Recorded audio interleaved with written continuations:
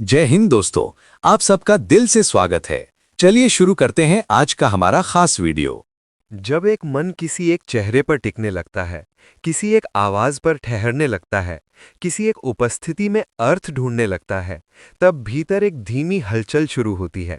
ये हलचल किसी घटना की वजह से नहीं, बल्कि उन अनदेखी डोरियों से होती है जो विचारों को किसी एक दिशा में खींचना शुरू कर देती हैं।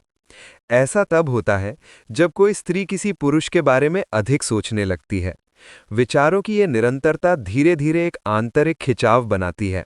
पहले यह हल्का होता है, जैसे किसी अनजानी सरगोशी का कंपन, लेकिन समय के साथ यह एक भावनात्मक धड़कन की तरह स्थिर होने लगता है।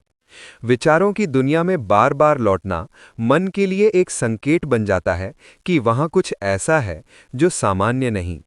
जब मन किसी एक चेहरे को याद करते करते स्थिर होने लगता है, उसमें रुचि के छोटे छोटे बिंदु बनते हैं।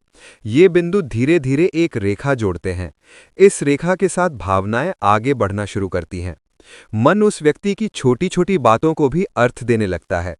कोई अनजानी जिज्ञासा, कोई कोमल उत्सुकता, कोई हल्की सी चाह, ये सब मिलकर एक आंतरिक आधार बनाते हैं। इस आधार पर एक भावनात्मक निवेश उगने लगता है। यह निवेश अचानक नहीं होता, ये धीरे धीरे बनता है, जैसे किसी बीज में जीवन का पहला कंपन। ये कंपन समय के साथ बढ़ता है और मन अपने आप किसी एक दिशा में मुड़ने लगता है।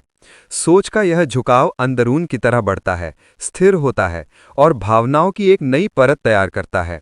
यह परत मन को और संवेदनशील बना देती है। छोटी सी याद भी प्रभाव डालती है, छोटी सी प्रतिक्रिया भी अर्थ बनती है, छोटी सी उपस्थिति भी भीतर हलचल पैदा करती है। और यही वो पहला चरण होता है जहां सारी शुरुआत होती है, जहां मन चुपचाप धीरे धीरे बिना किसी घोषणा के प्रभावित होना शुरू करता है। जब विचार स्थिर होने लगते हैं तो मन एक और प्रक्रिया शुरू कर देता है। ये प्रक्रिया है एक सुंदर, कोमल और कभी-कभी अवास्तविक छवि का निर्माण। ये छवि वास्तविकता से थोड़ा अलग होती है। इसमें मन अपने अनुभव जोड़ता है, अपनी उम्मीदें बुनता है, अपनी व्याख्याएं बनाता है। ये प्रक्रिया अवचेतन में होती है, बिना किसी प्रयास के। जब कोई स्त्री किसी पुरुष के बारे में अधिक सोचने लगती है, तो वो सिर्फ उसके व्यक्तित्व को नहीं देखती, बल्कि उसके चारों ओर एक भावनात्मक फ्रेम भी बना लेती है। इस फ्रेम में उसकी अच्छाइयां ज्यादा चमकने लगती हैं, छोटे छोटे गुण भी बड़े दिखने लगते हैं। कभी कभी वो उस व्यक्ति को वैसे नहीं देखती जैसा वो है, बल्कि वैसे देखती है जैसे उसका मन उसे देखना चाहता है। ये आदर्शीकरण मन का एक प्राकृतिक व्यवहार है। जब कोई विचार बार बार लौटता है, मन उसे सजाने लगता है। ये सजावट भीतर की इच्छाओं से आती है। इससे उस व्यक्ति की एक ऐसी छवि बनती है जो वास्तविकता से थोड़ा ऊपर होती है। ये छवि उम्मीदों, सपनों और भावनात्मक कल्पनाओं से भरी होती है। ये प्रक्रिया व्यक्ति को महत्वपूर्ण बना देती है। उसकी उपस्थिति अधिक प्रभावशाली लगती है, उसकी अनुपस्थिति अधिक महसूस होती है। मन उसे एक खास जगह देने लगता है। इस जगह पर अनजाने में विश्वास, उम्मीदें और आकर्षण बैठने लगते हैं। ये एक शांत प्रक्रिया है, लेकिन गहरी। जितना ज्यादा मन सोचता है, उतनी ही मजबूत ये आंतरिक छवि बनती जाती है।